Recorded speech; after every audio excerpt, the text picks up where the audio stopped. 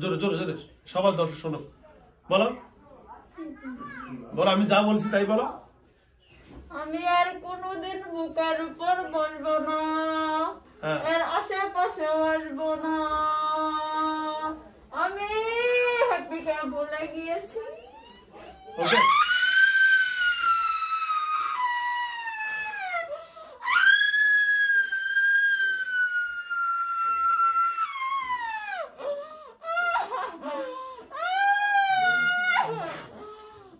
কষ্ট দিবি কেন? নরমাল কথা বল।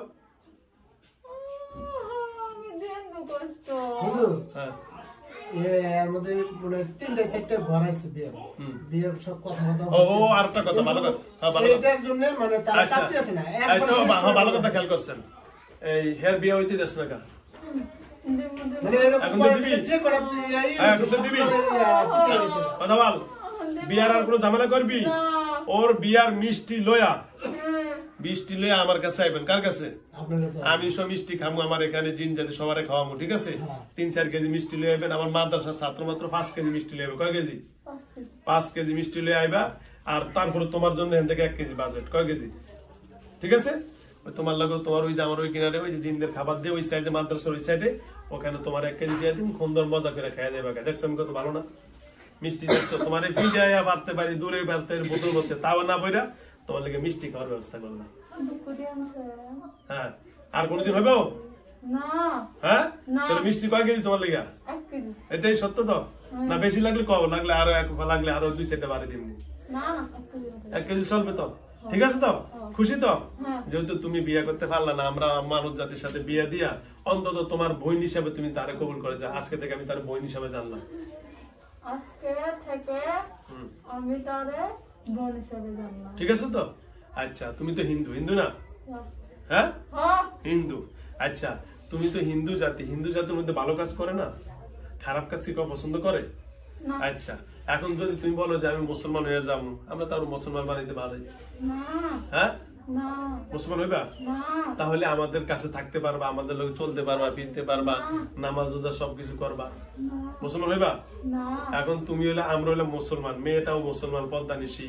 তোর মুসলমানের কাছে থাকতে হইলে মুসলমান হইতে হয়। কি করতে হয়? মুসলিম। আর তুমি কি মুসলিম হইবা নাকি হিন্দু থাকবা? ও, তুমি হিন্দু থাকবা, তাহলে তো আর আমাদের করার কিছু না, ঠিক আছে না? আমরা একটা সুযোগ দিতাম, যাও যে মুসলমান হলে তো মোটামুটি একটু থাকার ব্যবস্থা করতাম। আর যেহেতু মুসলিমও হবেন না, তাহলে আর এখানে থাকার কোনো কি নেই, অপশন। হ্যাঁ শোনেন, থাকার কি নাই, অপশন নেই। ঠিক আছে তো?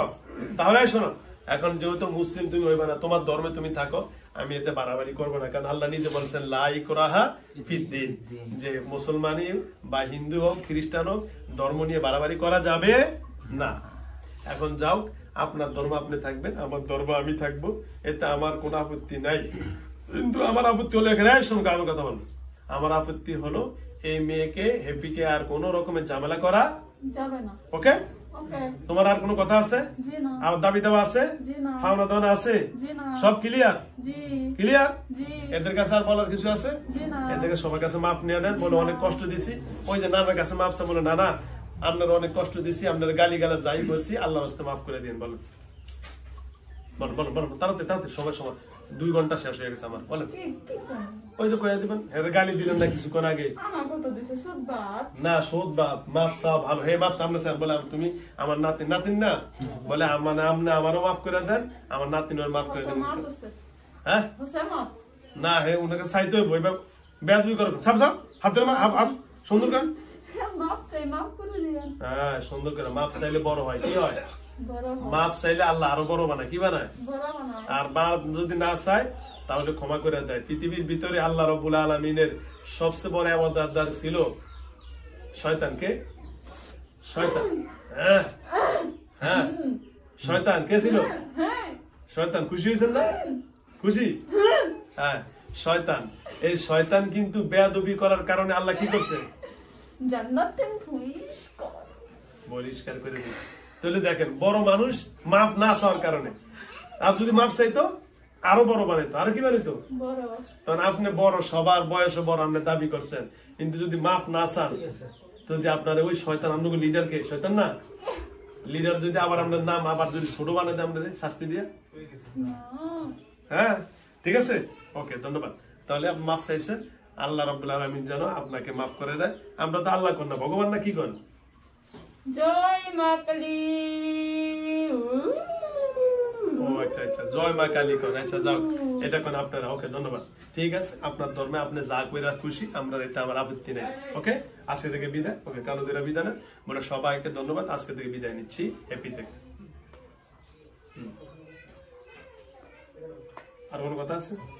ঠিক আছে, আস্তে নর্মাল ভাবে বেরিয়ে চলে যান, যে কোনো একদিকে পালে যান।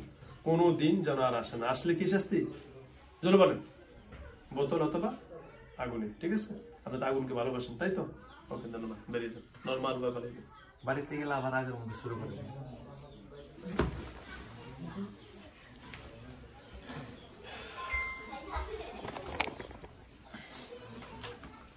যান, সব বেরিয়ে যান, বেরিয়ে যান। কিন্তু ওই যে এরকম পারিবারিক ঘটে আস্তে ধীরে, আল্লাহ ভরসা।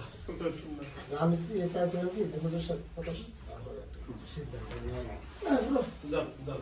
এই যে কার পায়রা তো বাদ দিচ্ছে, বোতলের রসুন খেলো। ওই এক বাচ্চা আসছে বলতে তাহলে এই জন্য দেখছো কি করছে বোতলে?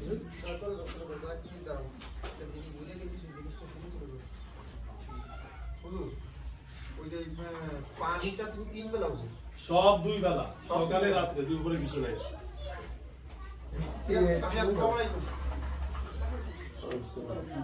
আর মুখের এটা খুলে দাও কার কার কার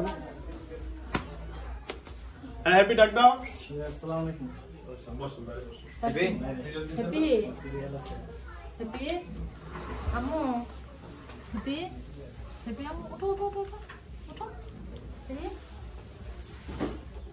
ওঠো। কি নাম তোমার? মুসাম্মদ হ্যাপি। হ্যাপি, ভালো আছো?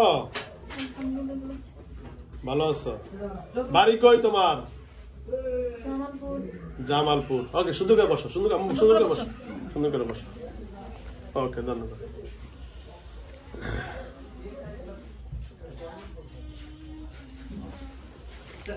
হ্যালো ভিউয়ার্স, দেশ ও দেশের বাইরে থেকে যারা আমার ইউটিউব চ্যানেল দেখেন, সকলকে অসংখ্য ধন্যবাদ জানাচ্ছি। এই বোনটার নাম হলো হ্যাপি। ওর বয়স কোন ক্লাসে পড়ো? হ্যাঁ, ইন্টারে ফার্স্ট ইয়ারে পড়ে। তাও আল্লাহ রাব্বুল আলামিনের কাছে লগে শুকরিয়া, আল্লাহ যেন তাকে সুস্থ রাখে, তার পরিবার পরিজনকে সুস্থ রাখে। যারা আমার ইউটিউব চ্যানেল দেখেন সকলকে অসংখ্য ধন্যবাদ। যারা পেজে দেখেন অবশ্যই ফলো দিয়ে রাখবেন এবং সাবস্ক্রাইব করবেন।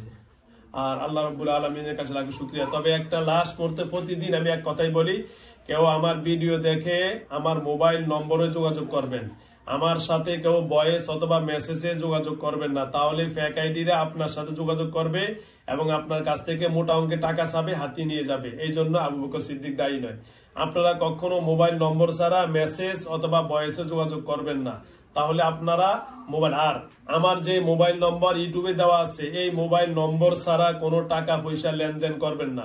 আমার যে মোবাইল নম্বর 01670657537, এই মোবাইল নম্বর ছাড়া কখনো যোগাযোগ করবেন না আর টাকা পয়সা লেনদেন করবেন না। অসংখ্য ধন্যবাদ। আসসালামু আলাইকুম ওয়া রাহমাতুল্লাহি ওয়া বারাকাতুহু।